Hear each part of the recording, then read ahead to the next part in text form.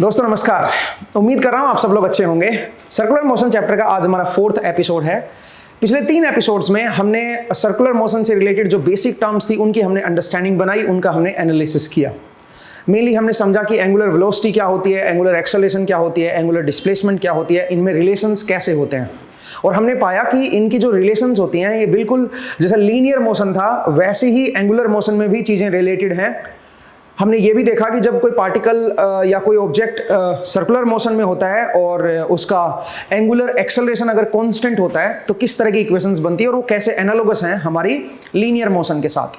जब linear motion में हम कांस्टेंट एक्सेलरेशन का केस पढ़ रहे थे तो जैसी इक्वेशन वहाँ पे बनी थी वैसी ही हमारी सर्कुलर मोशन में भी बनती है। फर्क सिर्फ इतना है कि वहाँ पे ए होता था कांस्टेंट एक्सेलरेशन, यहाँ पे उसकी जगह अल्फा आ जाता है। वहाँ पे angular velocity v linear velocity v होती थी, यहाँ पे एंगुलर वेलोसिटी ओमेगा हो जाती है। बाकी कोई खास फर्क नहीं है। दूसरा फिर हमने देखा कि जो जनरल सर्कुलर मोशन होता है उसमें दो एक्सेलरेशन अपने को देखने को मिलती हैं। एक आपकी टेंजेंशियल एक्सेलरेशन और एक आपकी नॉर्मल एक्सेलरेशन। जो नॉर्मल एक्सेलरेशन होती है उसको हम सेंट्रीपिटल एक्सेलरेशन बोलते हैं। ठीक है। टेंजेंशियल एक्सेलरेशन की जब हम बात करते हैं तो वो होती है आर अल्फा। आर क्या है?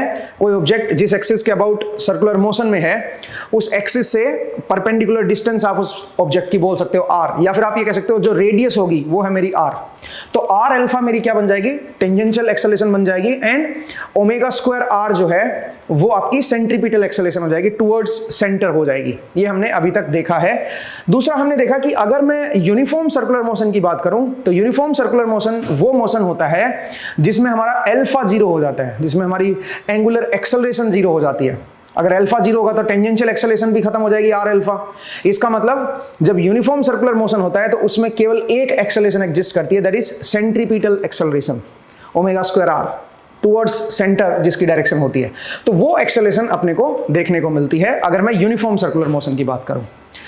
तो आज का जो एपिसोड है दोस्तों इसमें हम कुछ इन्हीं सब चीज़ों को प्रैक्टिकली थोड़ा सा अंडरस्टैंड करने की कोशिश करेंगे। तो मेरे पास एक छोटा सा सेटअप है, मैं पहले आपको सेटअप के बारे में एक्सप्लेन कर देता हूं और उसके बाद इस पे एक्सपेरिमेंट हम परफॉर्म करके देखते हैं। यहाँ पे आप देख सकते हो कि मेरे पास एक डिस्क है जिसको मैं रोटेट कर सकता हूँ और इस डिस्क की जो रेडियस है यहाँ से इसकी जो एक्सिस आएगी जिसके अबाउट ये रोटेट कर रही है, वहां से जो आउटर इसकी जो पॉइंट है उसकी जो डिस्टेंस है, या आप सिंपली आप इसको रेडियस कह सकते हो, वो है 39.4 सेंटीमीटर। ठीक है। दूसरा हमने यहाँ पे 2 पॉइंट नोट किए हैं। इस डिस्क के ऊपर हमारे पास 2 पॉइंट हैं। एक जो पॉइंट है वो 8 सेंटीमीटर है यहाँ से इसके एक्सिस से, और दूसरा जो पॉइंट है वो हमारा 32 सेंटीमीटर पे है। आप बोलोगे सर इनका क्या सिग्निफिकेंस है? इनसे हम ये देखेंगे कि भाई इस पॉइंट की वेलोसिटी क्या होगी और इस पॉइंट की जो वेलोसिटी आएगी वो क्या आएगी, उसको अपने को एनालाइज करना है। दूसरा, इस डिस्क को रोटेट करने के लिए हमने मोटर का इस्तेमाल किया है। तो यहाँ पे एक मोटर लगी है और मोटर की जो शाफ्ट है, मोटर की जो पुली है वो इस डिस्क के साथ भी एक पुली कनेक्ट है। उस पुली के साथ बेल्ट चढ़ाया गया है। मोटर की पुली और डिस्क की जो पुली है उनको वाया बेल्ट हमने कनेक्ट किया है और मोटर जब घूमेगी तो बेल्ट के साथ साथ इसको भी ये घुमाएगी। एक तरह का इस तरह का हमने इसमें मैकेनिज्म बनाया है। दूसरा, हम क्या करने जा रहे हैं, हम सबसे पहले इसकी एंगुलर वेलोसिटी को मेजर करेंगे। अब एंगुलर वेलोसिटी रेडियन पर सेकंड में भी आप मेजर कर सकते हो और आरपीएम में भी मेजर कर सकते हो। तो हम आरपीएम में पहले मेजर करेंगे और उसके बाद हम लोग जो है उस आरपीएम को रेडियन पर सेकंड में कन्वर्ट कर सकते हैं। ठीक है। आप सब लोग जानते हो कि आरपीएम को रेडियन पर सेकंड में हम कैसे कन्वर्ट करते हैं। 2π/60 से आपको मल्टीप्लाई करना होगा, रेडियन पर सेकंड में आपकी एंगुलर वेलोसिटी आपके पास निकल के आ जाएगी। ठीक है। रादर एंगुलर स्पीड मुझे बोलना चाहिए। ठीक है। तो हम ये मेजर करेंगे। इसकी मेजर करने के लिए हमारे पास 2 मेथड हैं, दोनों मेथड से ही हम करेंगे। एक हमारा मैनुअल मेथड है। मैनुअल क्या है? जिससे हम इसका देखेंगे कि कितना 1 मिनट में कितना रिवॉल्यूशन ये लगा रहा है। ठीक है। ये डिस्क कितने रिवॉल्यूशन लगा रही है वो, और 1 मिनट का उसके लिए हमने टाइमर यूज़ किया है। तो हम टाइमर को स्टार्ट करेंगे और इसको भी एक साथ देखेंगे। तो देखते हैं कि कितने रिवॉल्यूशन जो है वो 1 मिनट में लगते हैं। तो उससे हम इसके आरपीएम निकाल लेंगे। ठीक है। एक तरीका तो ये है। दूसरा तरीका है, हमारे पास एक टैकोमीटर है, डिजिटल टैकोमीटर, जिससे जो लेजर लाइट की हेल्प से हमें बता देगा कि इसकी कि इसकी कितने आरपीएम है, ठीक है। तो हम टैकोमीटर के इस्तेमाल से भी देखेंगे और देखते हैं कि भाई क्या मतलब टैकोमीटर की जो रीडिंग है वो रफली उतनी आती है कि नहीं आती है जितना हमने मैन्युअली इसको चेक किया है, ठीक है। मोटर के लिए, मोटर की स्पीड को कंट्रोल करने के लिए हमारे पास एक मोटर का कंट्रोलर है, ठीक है। इसको VFD ड्राइव बोलते हैं, ये अभी आपको नहीं पता होगा, वेरिएबल फ्रीक्वेंसी ड्राइव बोलते हैं इसको, ठीक है। तो VFD जो है वो हमने इसका इस्तेमाल किया है, जिससे हम इसकी मोटर की स्पीड को हम कंट्रोल करेंगे, ठीक है। और कंट्रोल भी नहीं करना है बल्कि हमें एक पर्टिकुलर स्पीड पे लाके इसको रोकना है, ठीक है। हम चाह रहे हैं पहले यूनिफॉर्म सर्कुलर मोशन को देखना। यूनिफॉर्म सर्कुलर मोशन का मतलब ये है कि इसकी जो स्पीड होनी चाहिए या वेलोसिटी जो होनी चाहिए वो आपकी स्पीड जो होनी चाहिए, इसकी एंगुलर स्पीड वो कांस्टेंट रहनी चाहिए, ठीक है। तो इसकी हम एंगुलर स्पीड को हम कांस्टेंट करेंगे, एंगुलर वेलोसिटी भी बोल सकते हो, क्योंकि डायरेक्शन जो है वो जेड कैप की तरफ ही आएगी। अगर वेलोसिटी को ले रहे हो तो डायरेक्शन तो बदल नहीं रहा है, एंगुलर वेलोसिटी को हम कांस्टेंट करेंगे, ध्यान रखना।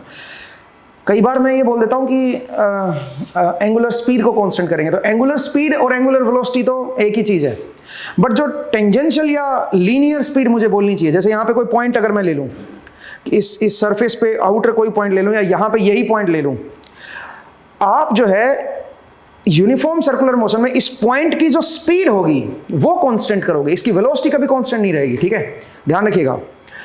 एंगुलर मोशन में जब भी आपका यूनिफॉर्म सर्कुलर मोशन होता है, उसमें जो एंगुलर वेलोसिटी है उसका जो मैग्नीट्यूड है वो एंगुलर स्पीड के ही बराबर होता है। तो जब यूनिफॉर्म सर्कुलर मोशन होगा तो आप ये कह सकते हो कि एंगुलर वेलोसिटी मेरी कांस्टेंट है, या फिर आप ये भी कह सकते हो कि एंगुलर स्पीड मेरी कांस्टेंट है। बट लीनियर स्पीड जो है और लीनियर वेलोसिटी जो है वो बड़े डिफरेंस है। यूनिफॉर्म सर्कुलर मोशन में लीनियर वेलोसिटी जो होगी इस पॉइंट की वो आपकी कांस्टेंट नहीं होगी, लेकिन जो इसकी लीनियर स्पीड होगी वो कांस्टेंट होगी, ठीक है। आप बोलोगे सर वेलोसिटी क्यों कांस्टेंट नहीं होगी? क्योंकि वेलोसिटी आप खुद सोचे ना, मैग्नीट्यूड तो सेम रहेगा, ठीक है, वेलोसिटी का, बट जो डायरेक्शन है वो हर टाइम बदलती रहेगी ना यूनिफॉर्म सर्कुलर मोशन में, इसलिए वेलोसिटी जो है वो वेरिएबल आएगी, ठीक है। जबकि स्पीड यहां पे हम कांस्टेंट कर सकते हैं, लीनियर स्पीड, ध्यान रखिएगा। तो आप क्या बोलोगे, यूनिफॉर्म सर्कुलर मोशन में हमारी जो लीनियर स्पीड है किसी भी पॉइंट की वो आपकी कांस्टेंट रहनी चाहिए, लीनियर वेलोसिटी नहीं, ठीक है। लेकिन अगर मैं एंगुलर स्पीड या एंगुलर वेलोसिटी की बात कर रहा हूं तो यूनिफॉर्म सर्कुलर मोशन में दोनों को आप कांस्टेंट बोल सकते हो, ठीक है, कि यूनिफॉर्म सर्कुलर मोशन में मेरी एंगुलर वेलोसिटी भी कांस्टेंट होगी और एंगुलर स्पीड भी मेरी कांस्टेंट होगी, बिकॉज वो जो आएगी वो नीचे की तरफ आएगी, क्योंकि ऐसे ऐसे घूम रहा है तो नीचे की तरफ आएगी, ठीक है। तो चलिए दोस्तों, सबसे पहला काम क्या है, इसको हम मेजर करेंगे, इसकी मेजरमेंट करते हैं कि इसकी आरपीएम में कितनी एंगुलर वेलोसिटी है, कितनी एंगुलर स्पीड है, वो हम जरा चेक करते हैं, ठीक है। तो जरा देखिए, पहले हम इसको मैन्युअली करते हैं। मैन्युअली कैसे करेंगे, मैं सबसे पहले इसको ऑन कर रहा हूं, ठीक है। तो जरा देखिए, ये मेरे पास ऑन हो गया है, ठीक है। तो अब हम क्या करने जा रहे हैं, हम टाइमर को भी ऑन करेंगे। कब ऑन करेंगे, जब ये यहाँ से इस पॉइंट, हम यहाँ पे कोई पॉइंट ले लेते हैं, ठीक है। जैसे ये जो लाइन है, जो स्केल हमने लगा रखा है, वो वाली जो लाइन है हमारे पास, ये लाइन जैसे ही इस पॉइंट को क्रॉस करेगी, हमने यहाँ पे एक स्केल रख लिया है, एक लाइन रख ली है, जैसे उसको क्रॉस करेगी हमारा टाइमर ऑन हो जाएगा। और फिर 1 मिनट के अंदर हम इसके रिवोल्यूशन देख लेंगे कि कितने रिवोल्यूशन 1 मिनट में लगा रहा है। 1 मिनट पे हम इसको टाइमर को रोक देंगे, ठीक है, एंड रिवोल्यूशन हम चेक कर लेंगे। तो ये मैनुअल तरीका है। फिर हम इसको टैकोमीटर से भी चेक करके देखेंगे और देखते हैं कि भाई जो रीडिंग आ रही है वो मैच कर रही है कि नहीं कर रही है। थोड़ा बहुत एरर हमेशा ही रहता है, ठीक है। तो चलिए, मैं रेडी हूं। और वैसे आपको एक बात बता दूं, जितना आप ज़्यादा समय के लिए इसको देखोगे ना, जैसे मान लीजिए 10 मिनट के लिए आप इसके रेवोल्यूशन काउंट कर रहे हो, तो फिर आपको लेस एरर देखने को मिलेगा। जितना ज़्यादा समय दोगे, जितने ज़्यादा समय में रेवोल्यूशन काउंट कर रहे हो, उतना आपको एरर भी कम आएगा, ठीक है। तो चलिए, मैं फिलहाल 1 ही मिनट का समय दूंगा, मैं ज़्यादा नहीं दूंगा। और यहाँ पे हमारे पास एक लाइन है जो हमें जिसको जैसे ही क्रॉस होगा हम इसको टाइम को स्टार्ट कर देंगे, ठीक है। तो चलिए दोस्तों, मैं स्टार्ट कर रहा हूँ और यहाँ पे लाइन है भी, ठीक है, जहाँ पे मेरा ये उंगली है वहीं पे हम लोग लाइन लगा रहे हैं, ठीक है। तो इस बार मैं ऑन करूँगा इसको, ओके। तो 1 रिवॉल्यूशन, 2, 3, 4, 5, 6,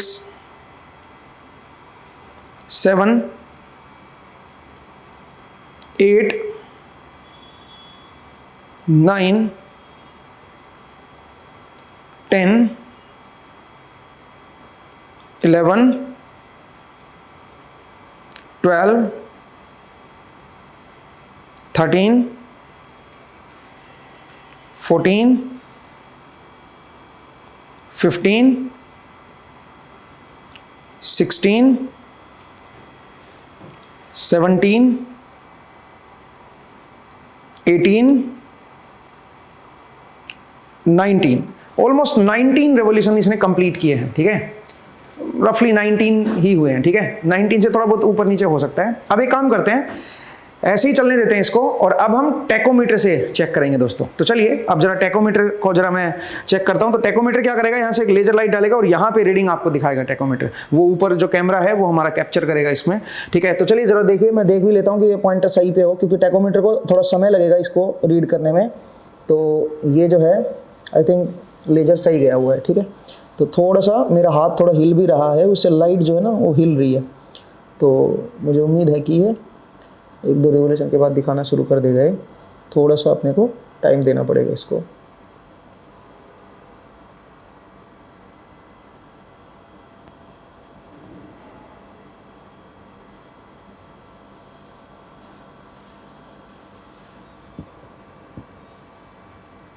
ये देखिए 20.2, ठीक है, 19.3,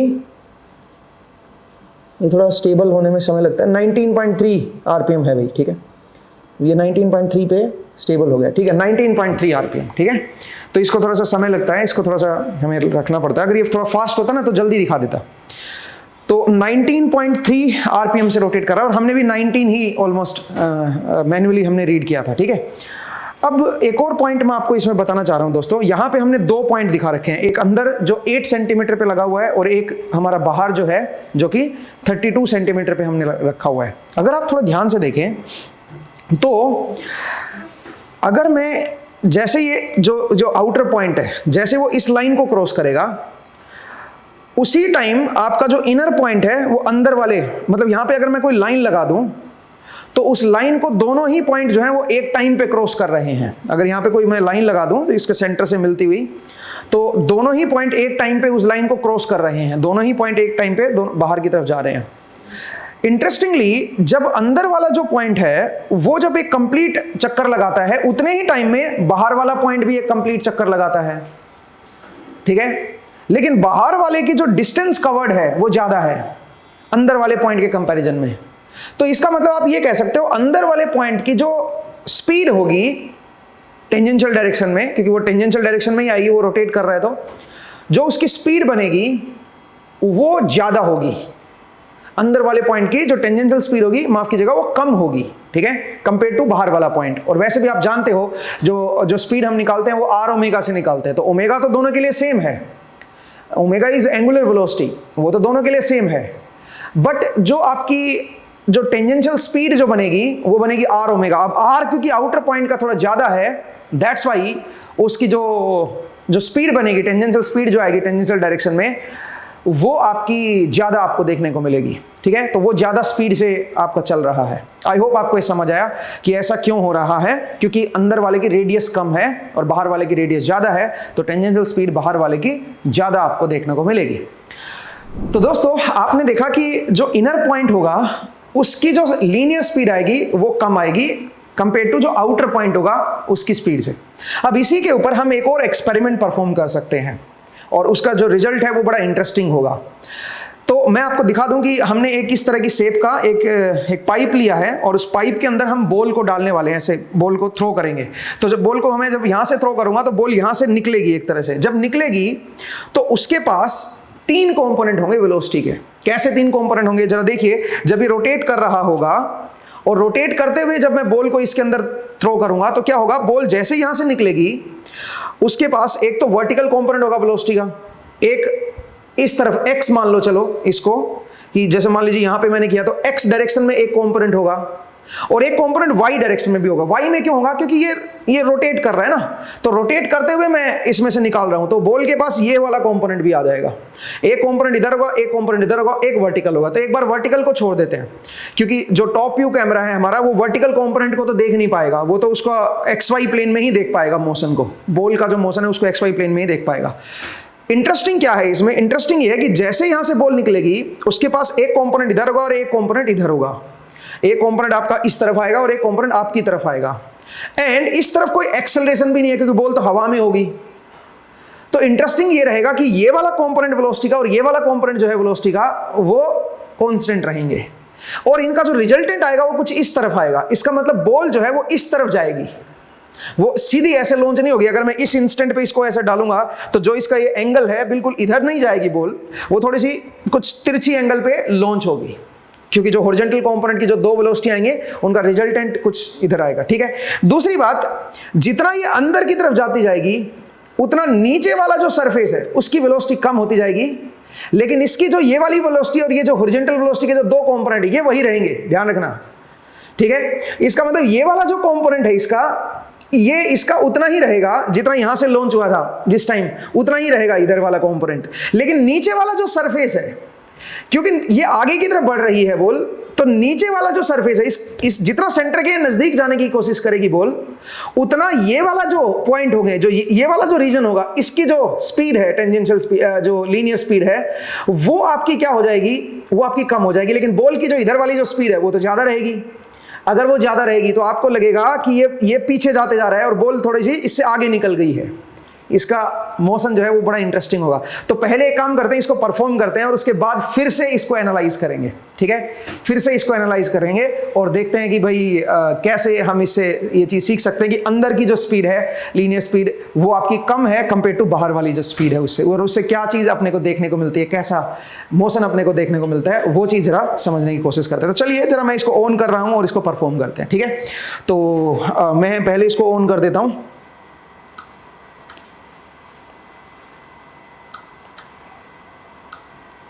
ओके, ये थोड़ा सा कम स्पीड पे रखते हैं, ठीक है जी। अब आप देखिए ये मेरा ऑन हो चुका है। अब मैं क्या करने जा रहा हूँ, मैं इसके अंदर बॉल थ्रो करने जा रहा हूँ इसके अंदर, सो दैट यहाँ से बॉल जो है वो लॉन्च हो। आई होप आप सब लोग रेडी होंगे।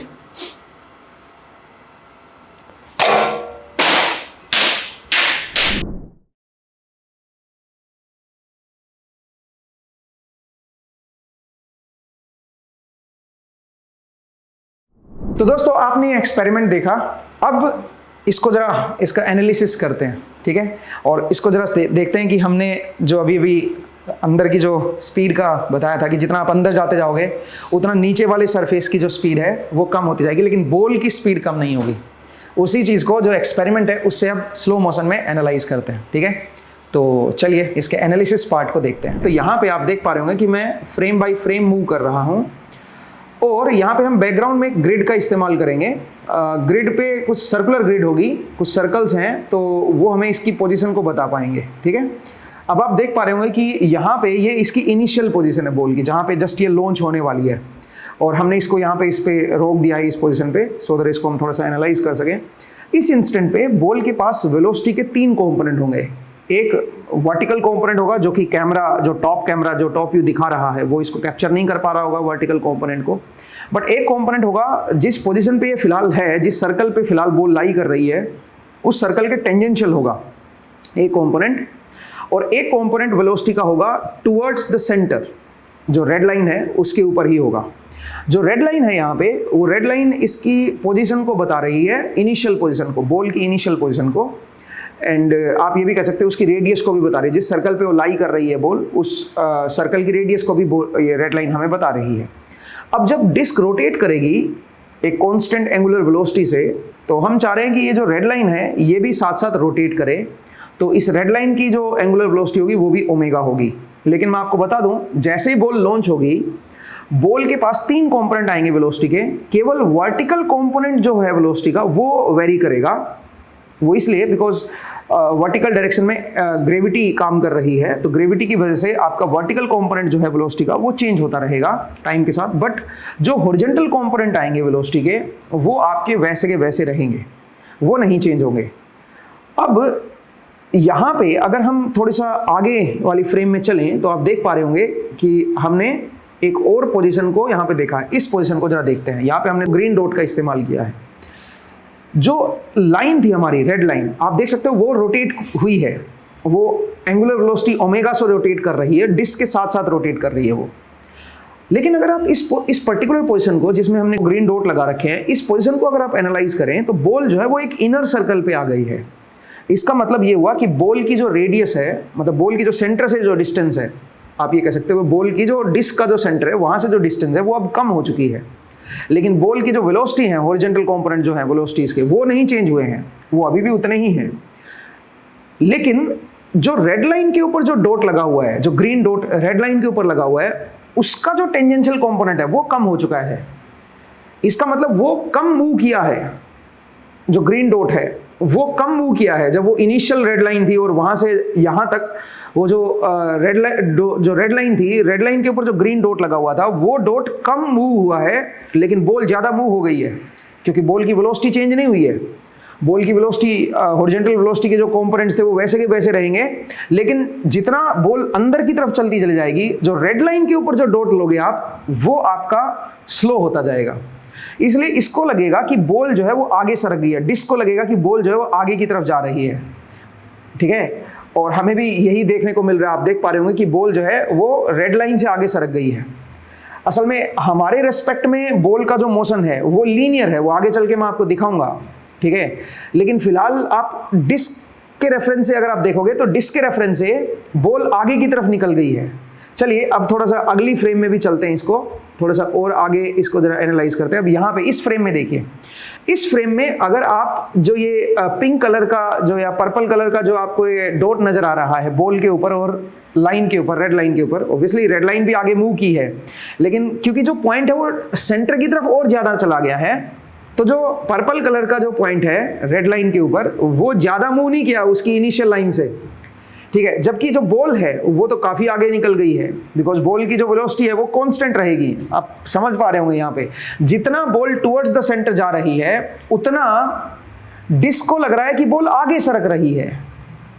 वो इसलिए लग रहा है क्योंकि बॉल की जो वेलोसिटी है वो तो कांस्टेंट रहेगी, लेकिन जो लाइन के ऊपर, जो रेड लाइन के ऊपर जो डॉट पॉइंट है, वो सेंटर की तरफ जैसे जैसे जाते जा रहे हैं, उनकी जो टेंजेंशियल कंपोनेंट है वेलोसिटी का वो कम होता जा रहा है, बॉल का जबकि उतना ही है। तो इस वजह से बॉल आगे की तरफ जाती हुई नजर आएगी। चलिए अब इसको हम अगले फ्रेम में देखते हैं।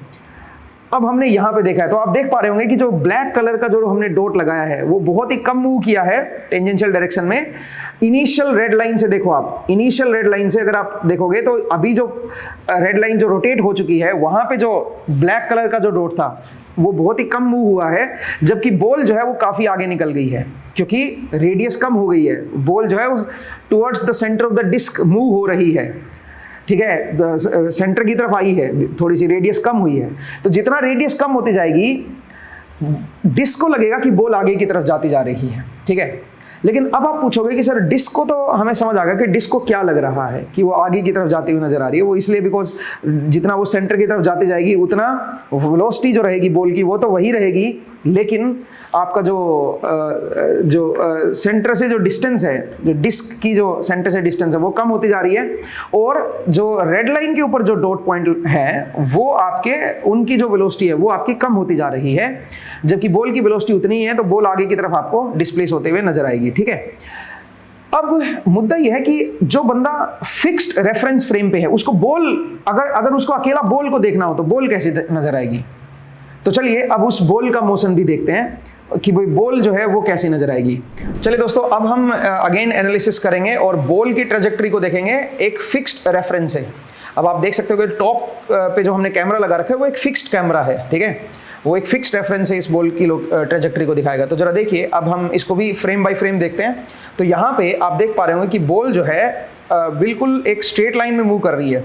अब यहाँ पे आपको डाउट आ सकता है इस पर्टिकुलर पोजीशन पे, अगर आप ध्यान से देखें तो यहाँ पे बॉल का जो सेंटर है थोड़ा सा आगे हो गया लाइन से, जो हमने स्ट्रेट लाइन लगाते जा रहे हैं उससे थोड़ा सा ऊपर चला गया है।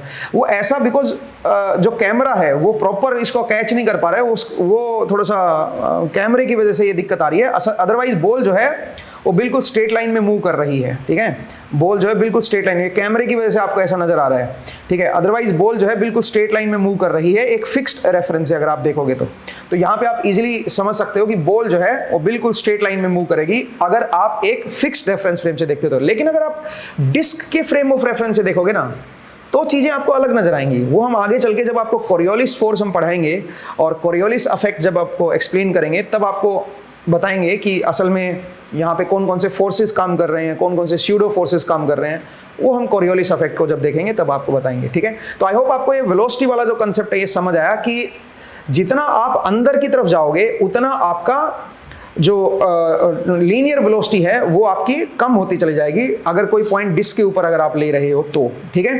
तो चलिए अब अगले एक्सपेरिमेंट की तरफ बढ़ते हैं। तो दोस्तों अब मैं आपको एक और इंटरेस्टिंग चीज बताने वाला हूं। इसी में हमने देखा कि फिलहाल जो इसकी आरपीएम है वो हमारी 19.3 आरपीएम थी जब हमने इस डिस्क को देखा। बट देखा जाए तो इस डिस्क को कौन घुमा रहा है? इस डिस्क को ये मोटर घुमा रही है और मोटर के साथ बेल्ट चढ़ा हुआ है। मोटर पे एक पुली लगी हुई है मोटर की शाफ्ट के साथ, और यहां पे भी एक पुली लगी हुई है, और बेल्ट जो है वो इसको घुमा रही है। अब हम क्या करने जा रहे हैं? अब हम मोटर की आरपीएम चेक करने जा रहे हैं कि मोटर की क्या आरपीएम है, क्योंकि जरूरी नहीं है कि मोटर की आरपीएम और जो डिस्क की आरपीएम है वो सेम हो। क्यों? क्योंकि पुली का जो डायामीटर है, मोटर के ऊपर जो पुली लगी हुई है और जो इस डिस्क के ऊपर जो पुली लगी हुई है, वो दोनों डायामीटर डिफरेंट हो सकते हैं। अगर वो डिफरेंट होंगे तो आपका जो आरपीएम होगा, यहां पे 19.3 आरपीएम आपको देखने को जो मिला है, वो आरपीएम आपका दूसरी तरफ जो है वो आपको कम देखने को मिलेगा, मोटर की तरफ आपका कम होगा। तो उसके लिए हम क्या करेंगे, फिर से हम टेकोमीटर का इस्तेमाल करते हैं, और टेकोमीटर को इस बार इधर से देखना पड़ेगा, क्योंकि मोटर की शाफ्ट जो है, मोटर की पुली मुझे इधर से नजर आएगी, तो इधर से मुझे लेजर को पॉइंट करना पड़ेगा, और फिर मैं मोटर के जो आरपीएम है उनको भी चेक कर लेता हूं। आरपीएम को रेडियन पर सेकंड में कैसे कन्वर्ट करोगे? 2π/60 से मल्टीप्लाई करके रेडियन पर सेकंड में आप कन्वर्ट कर सकते हो, ठीक है। तो चलिए दोस्तों, मोटर की भी मैं आरपीएम एक बार चेक कर लेता हूं। तो मुझे जो हमारा टेकोमीटर है उसको इधर माउंट करना पड़ेगा, तो एक बार मैं माउंट करता हूं और उसके बाद इसको रीड करते हैं, ठीक है। तो देखिए दोस्तों, अब हमने इसको इधर माउंट कर दिया है, उसी स्पीड से रोटेट कर रहा है, हमने उसको छेड़ा नहीं है भाई, ठीक है। 19.3 आरपीएम हमने इधर से देखा था, अब हम इधर से देख रहे हैं मोटर की क्या आरपीएम है, ठीक है। तो मोटर की आरपीएम के लिए अगेन मैं लेजर लाइट को यहाँ पे पॉइंट करूंगा इसकी पुली पे, ठीक है, और ये हमें रीड करके दे देगी। तो उसके लिए हमें थोड़ा सा वेट करना पड़ेगा, थोड़ा सो दैट ये स्टेबल हो जाए। फिलहाल ये ठीक नहीं रीड कर रही है, एक बार मैं इसको जरा रोकता हूँ। ओके,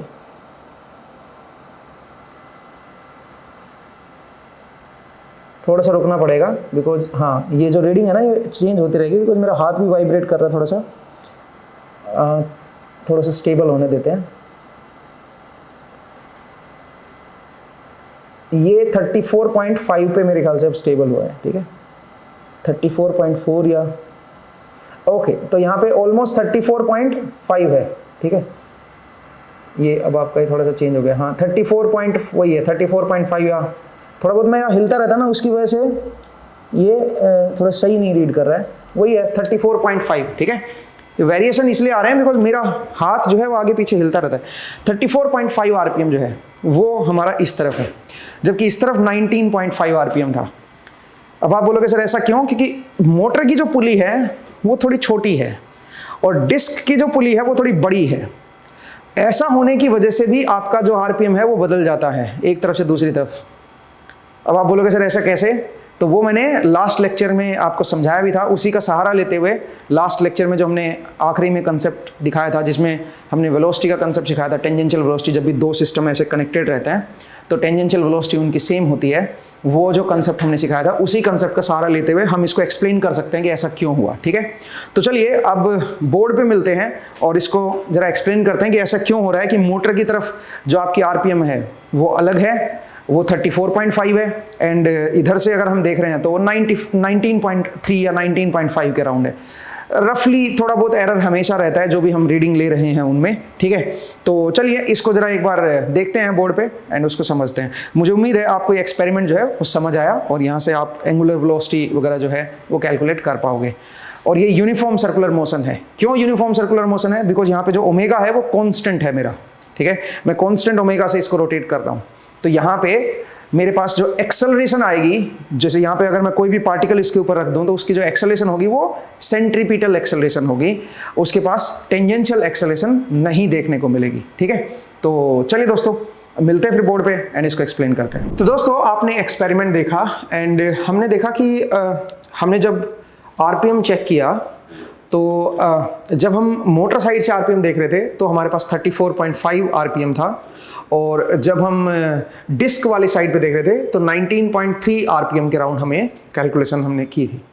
अब ऐसा क्यों हो रहा है? इसके पीछे का कारण है जो आपकी रेडियस है पुली की, motor side and disc side, वो डिफरेंट है। और सच बताऊं तो डिस्क साइड जो पुली की जो रेडियस है वो थोड़ी बड़ी है। तो उनकी रेडियस में अगर मुझे रिलेशन निकालना हो तो कैसे हम लोग निकालेंगे, जरा देखिए। अगर मैं आपको थोड़ा सा एक सिंपल सा एक डायग्राम बनाऊं तो मैं कह सकता हूं कि ये मान लीजिए पुली है मेरे पास, मोटर साइड, ठीक है, ये मेरे पास मोटर साइड है, और इधर पुली है मेरे पास डिस्क साइड, ठीक है, यहाँ पे डिस्क साइड है, और यहाँ पे ऐसे बेल्ट चढ़ा हुआ है, इस तरह से बेल्ट चढ़ा हुआ है, ठीक है। और जब ये रोटेट कर रही है तो ये डिस्क, ये पुली भी रोटेट कर रही है, और इस पुली के ऊपर आपका ऊपर डिस्क जो है वो फिक्स्ड है। हमने 4 ऐसे बोल्ट लगा रखे हैं जिनसे बड़ी वाली डिस्क जो है वो हमने इसके ऊपर फिक्स कर रखी है। अब सवाल ये है कि मान लीजिए इसकी रेडियस R1 मान लूँ मैं, और इसकी रेडियस को R2 मान लूँ, तो R1 एंड R2 में क्या रिलेशन है, तो ये अब आप कैलकुलेट कर सकते हो। यहाँ पे अगर आप ध्यान से देखें तो यहाँ पे जो आरपीएम आया था हमारे पास वो था 34.5 आरपीएम रिवोल्यूशन पर मिनट, जबकि इधर हमने जब आरपीएम देखा था तो था हमारे पास 19.3 आरपीएम। ये हमारे पास रफ कैलकुलेशन आई थी।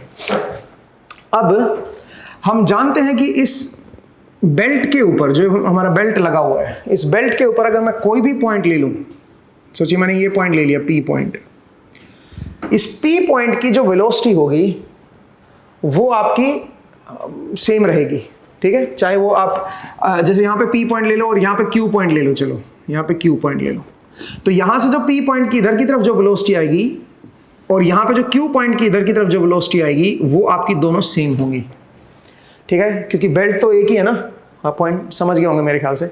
अब यहाँ पे P पॉइंट की वेलोसिटी मैं कैसे निकालूंगा बताइए। इस P पॉइंट की जो वेलोसिटी आएगी, इस बेल्ट की जो वेलोसिटी आएगी, वो कैसे हम लोग कैलकुलेट करेंगे, वो हम R ओमेगा से कैलकुलेट कर सकते हैं, ठीक है। तो यहाँ पे जो VP जो बनेगी मेरे पास, that will be equal to R omega.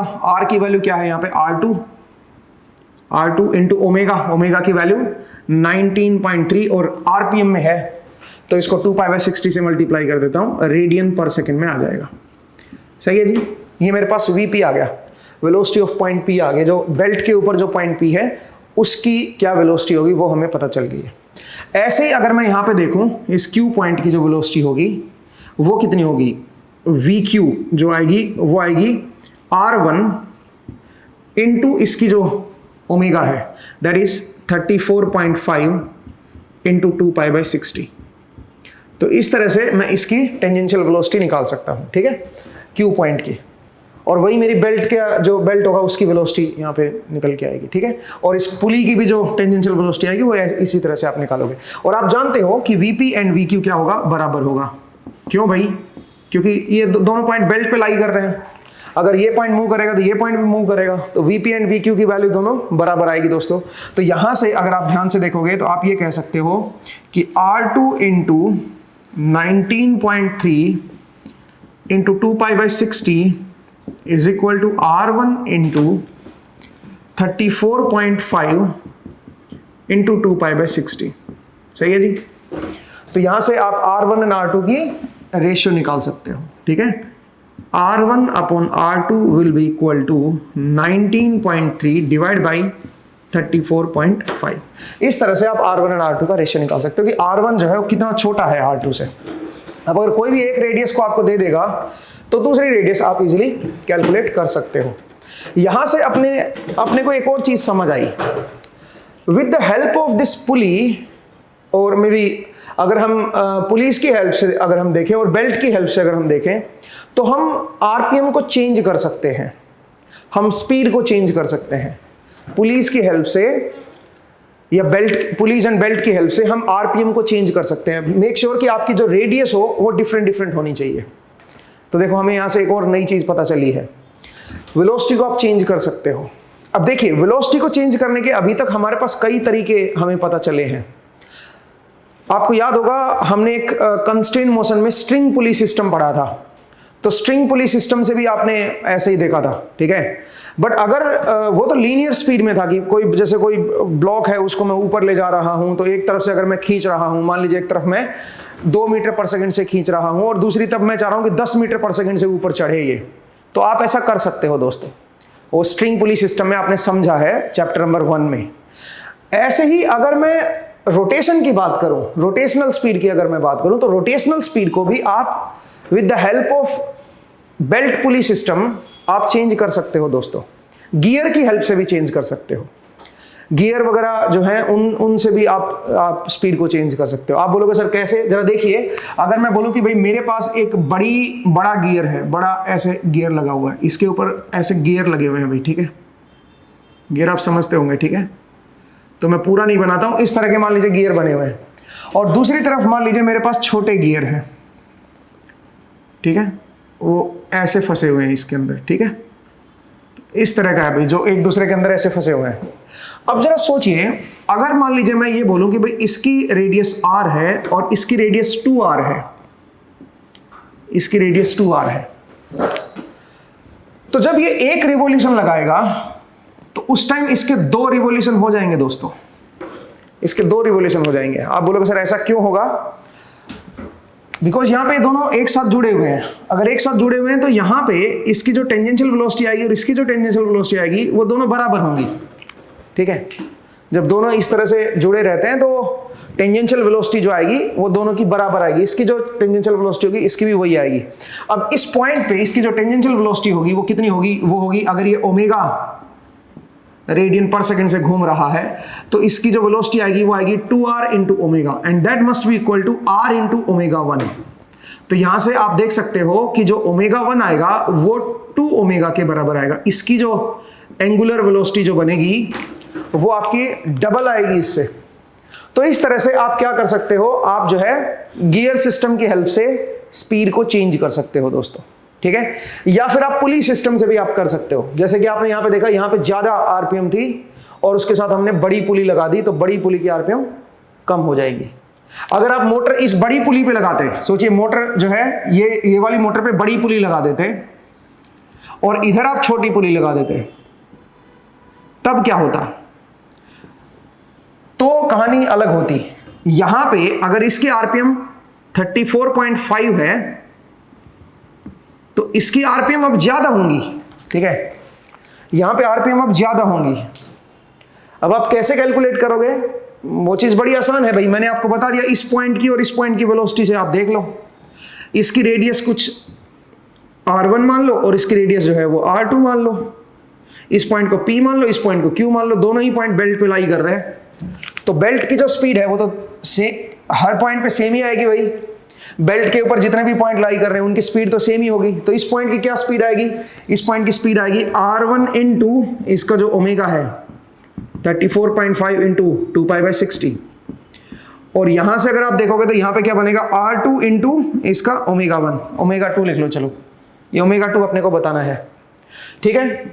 या इसको n2 लिख लेता हूं, आरपीएम में n2 लिख लेता हूं और इंटू 2π/60 कर देता हूं। n2 मेरा आरपीएम में है दोस्तों, तो 2π/60 से मल्टीप्लाई करोगे तो क्या हो जाएगा? ओमेगा में आ जाएगा।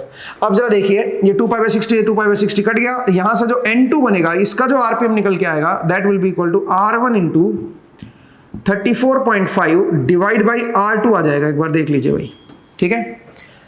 और r1 की वैल्यू सर बड़ी है r2 से, r1 की वैल्यू बड़ी है तो n2 की वैल्यू अब जो है वो इससे ज्यादा आएगी। तो इस तरह से भी आप क्या कर सकते हो दोस्तों, इस तरह से आप स्पीड को चेंज कर सकते हो with the help of belt, with the help of gear system आप स्पीड को चेंज कर सकते हो। और अगर आपको स्पीड दे रखी है तो आप उनकी रेडियस का रेशियो भी बता सकते हो कि जो बेल्ट या आपके जो गियर सिस्टम लगे हुए हैं, पुली जो लगी हुई है, उनकी रेडियस जो है वो कितनी होगी अलग अलग दिशा, अलग अलग पोजीशन पे, ठीक है।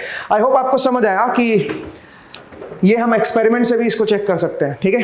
अब इस पर्टिकुलर एक्सपेरिमेंट में आपने यही देखा कि इधर जो है ज्यादा आरपीएम थी, इधर कम आरपीएम थी। वो ऐसा इसलिए हुआ बिकॉज यहाँ पे छोटी रेडियस थी, यहाँ पे बड़ी रेडियस थी, ठीक है। जिधर बड़ी रेडियस होती है हमेशा याद रखिए उस तरफ जो आरपीएम होंगे वो कम होंगे छोटे वाले के कंपैरिजन में, ठीक है। ऐसे ही गियर सिस्टम में भी होता है, ऐसे ही आप गियर सिस्टम में भी कर सकते हो। चलिए एक दो क्वेश्चन कर लेते हैं इसके ऊपर। और एक मेरे पास इंटरेस्टिंग क्वेश्चन है, जरा देखिए। तो चलिए दोस्तों एक क्वेश्चन करते हैं, ठीक है। और क्वेश्चन क्या है जरा देखिए। क्वेश्चन कुछ इस तरह का है कि मान लीजिए मेरे पास एक ऐसे कोई हमने एक सरफेस बना रखा है और उस सरफेस के ऊपर ऐसे गियर बने हुए हैं। ऐसा कोई स्क्वायर ब्लॉक है और उस स्क्वायर ब्लॉक पे ऐसे गियर बने हुए हैं, ऐसे इधर भी।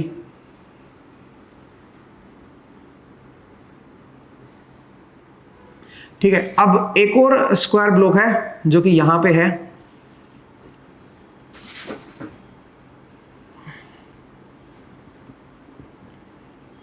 वो भी इतना ही है भाई, साइज दोनों का सेम है और दोनों पे ऐसे ऐसे गियर बने हुए हैं।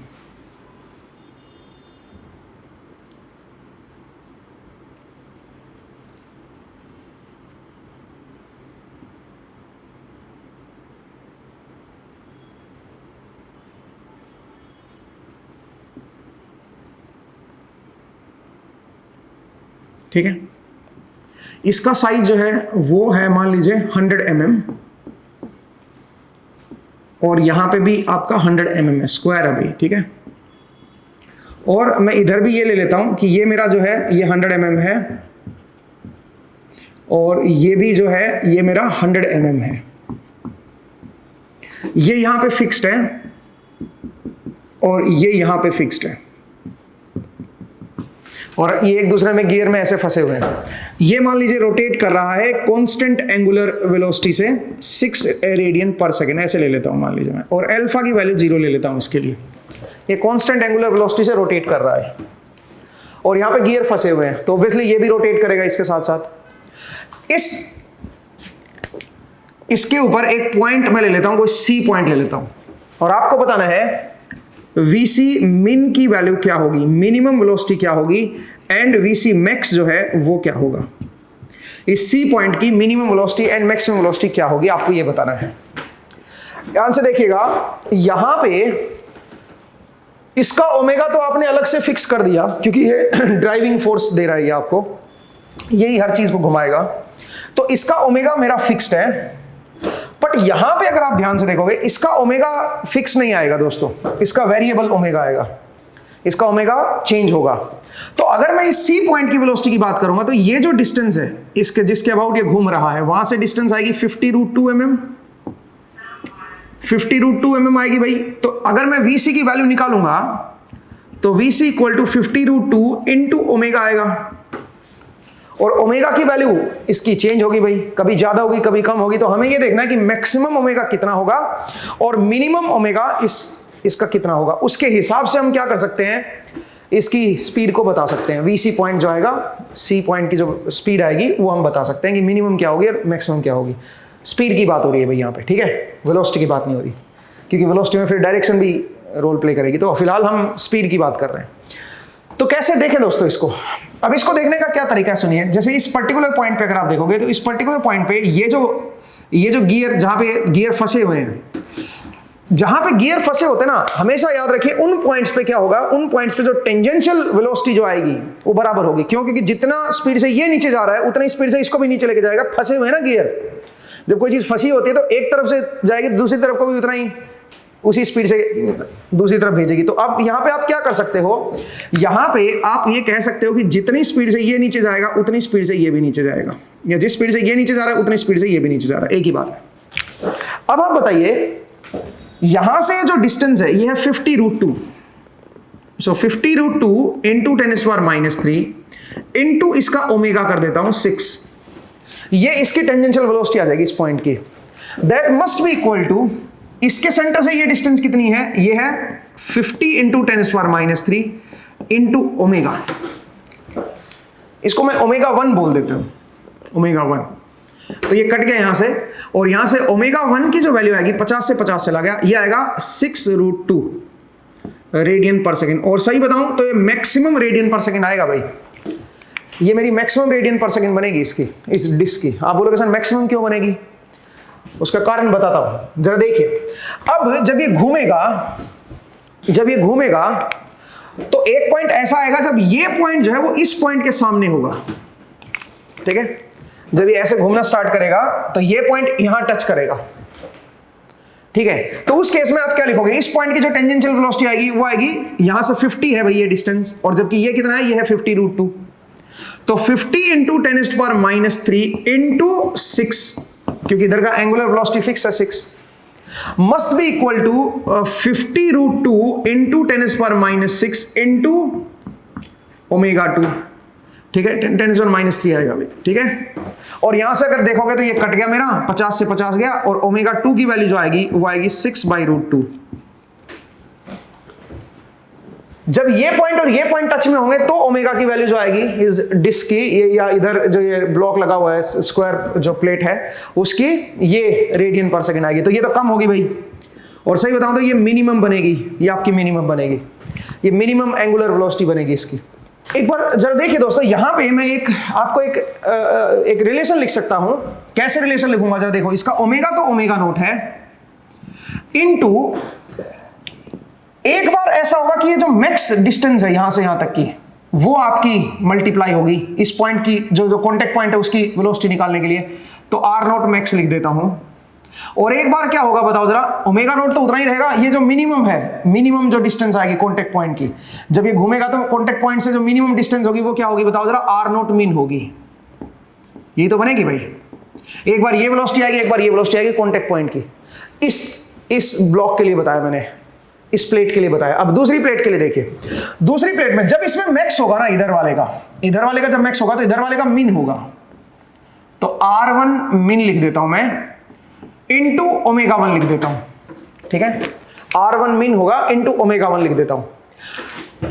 और दूसरे केस में जब ये पॉइंट इसका टच में आएगा इसके साथ, तो इधर तो मिन बन जाएगा, बट इसका तो मैक्स आएगा ना भाई, तो R1 मैक्स इंटू इसको मैं ओमेगा 2 लिख देता हूं। अब जरा ध्यान से देखिए, अगर मैं ओमेगा 1 की वैल्यू निकालूंगा तो ये बनेगा मैक्स अपॉन मिन, ये नीचे आएगा ना R1 मिन, तो ओमेगा 1 की जो वैल्यू आएगी वो मैक्सिमम पॉसिबल वैल्यू आएगी, इसका मतलब ये मैक्सिमम पॉसिबल वैल्यू है। दिस इज ओमेगा 1 मैक्स, या ओमेगा मैक्स बोल दो आप इसको, और ये क्या बनेगा, ये बनेगा ओमेगा मिन। दूसरे केस में यहां पे जो आप ओमेगा 2 निकालोगे मिनिमम आएगा, क्यों? क्योंकि न्यूमरेटर में मिनिमम है और डिनोमिनेटर में मैक्सिमम आ जाएगा, तो इसका मतलब जो ओमेगा की वैल्यू आएगी वो मिनिमम ओमेगा आएगा।